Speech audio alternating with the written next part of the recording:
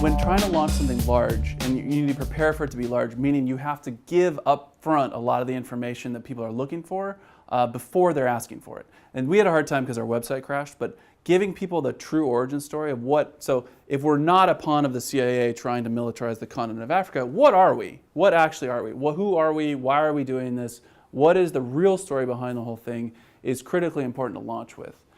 We did not have any of the emotional resilience or thick skin that is needed to play at that level. Like, we just weren't ready.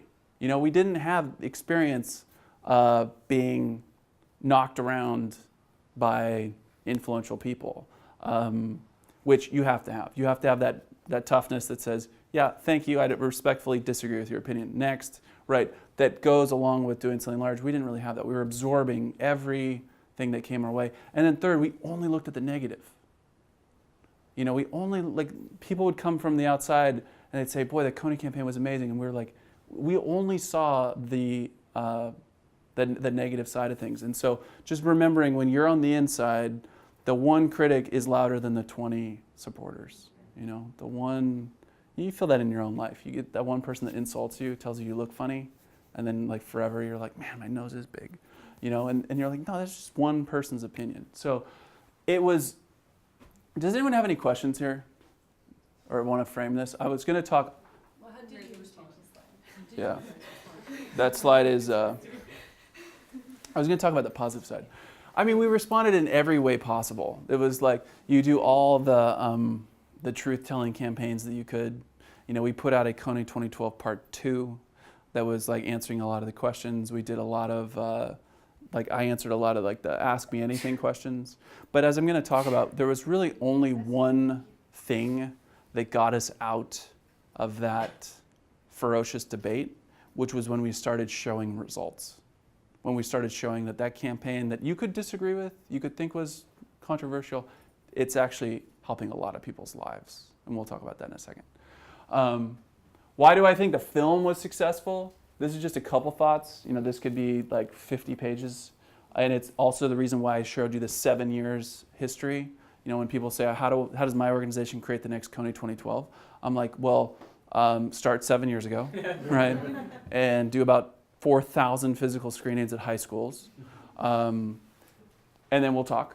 But the film itself, you know, I'm not the filmmaker, so I'll let, you know, it'd be great for you to have Jason in here to do a whole night on just the filmmaking strategies of the Coney campaign, because it was very strategic. But, you know, just the first and foremost, it was a simple human story. It was a beautiful story between Jason and his son and Jacob, right? It made you laugh before it made you cry.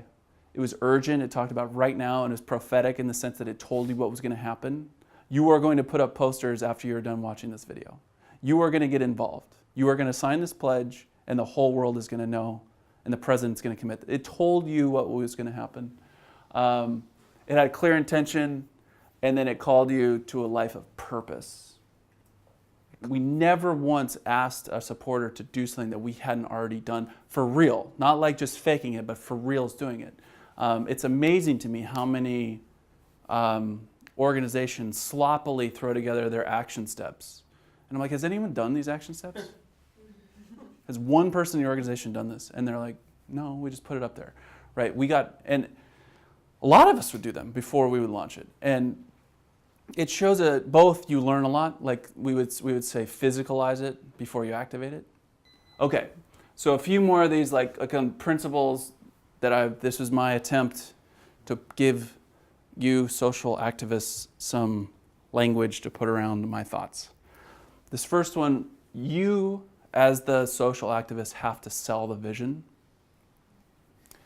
Applies to, especially to founders, to people founding something. And what it means is, it means from day one of you need to sell it to yourself, to then you need to sell it to the person that can give you money, to sell it to the person that's going to work for you, you're going to sell it to the person that disagrees with you, you're going to sell it to your own parents when they tell you, what are you doing? You know, what are you working on? And just embracing that you have to always resell the vision and start from the beginning, right? There's a reason that even in this presentation, I didn't take for granted that you knew the initial story of Joseph Coney and the LRA, right? We started at the beginning and you say it, and you say it, and you say it over again. That question of how do you raise money, how do you ask for help, this is, again, unfortunately, it's like it always has to come down to you have to get someone else to believe in you. This was just a really helpful framework that I think is good. How to ask for something, how to ask for money. Starting with the need, what's the problem? In our case, this was, there's a man named Joseph Kony abducting children. Why you care.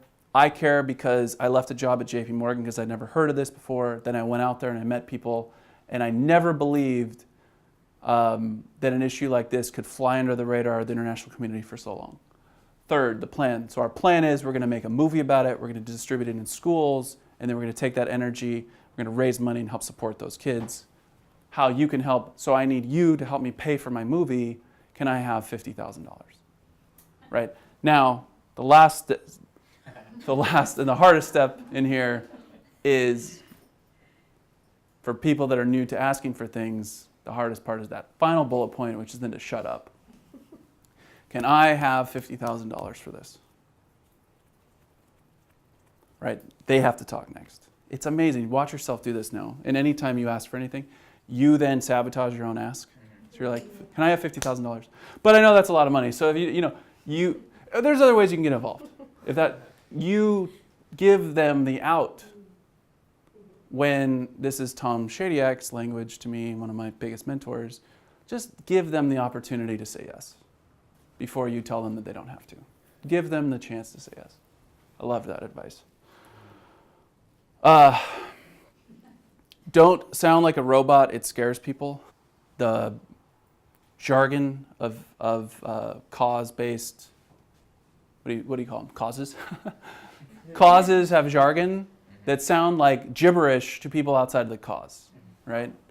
I believe that most people sound this way when they talk in a very sophisticated manner because they want to be taken seriously by the experts in the field. So your allegiance is more to your own pride of trying to be taken seriously to the academic experts or the Twitter cynics. They're going to call you on everything that you said wrong. Then your allegiance is to speaking like a normal human being that can be relatable to people outside of the expert of your domain. We wanted to be taken seriously by our community. But our deeper allegiance was we wanted people to enroll in our cause. And so we used accessible language. Even for instance, tonight when I said we help kids escape. Escape is a word that's really childish in the community of peers. The word is defection. Or in fact, actually the more sophisticated phrase, which is an acronym, which is almost always true, is DDRRR. Demobilization, disarmament, demobilization, reintegration, repatriation, and resettlement. That's the sophisticated term. I know it, but I say escape because I think you're going to understand it better.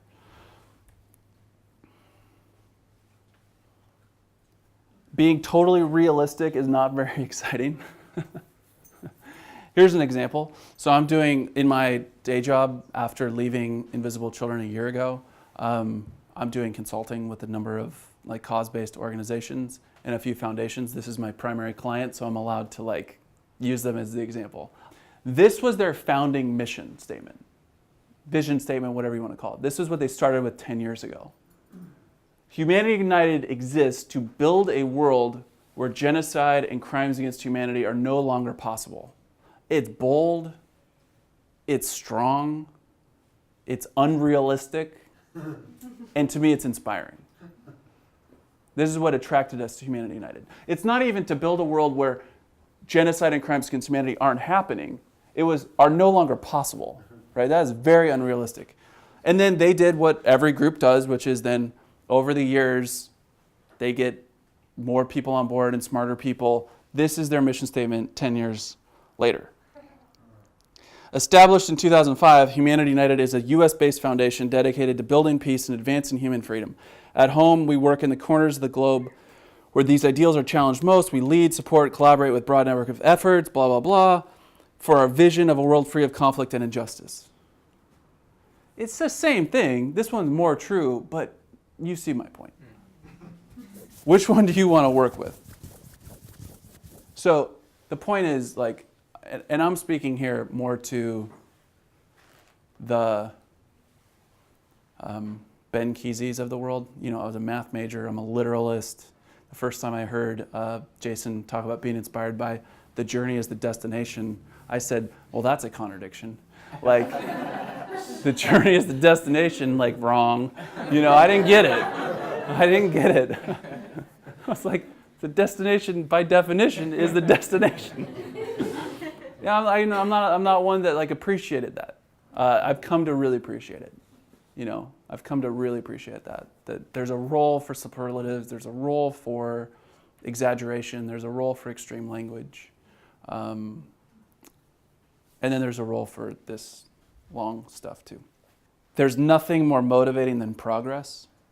We worked really hard at Invisible Children, and I think the only reasons we were able to sustain involvement for so long by showing the incremental steps towards the ultimate goal. Again, we worked on one issue. We didn't work on anything other than the LRA for 10 years.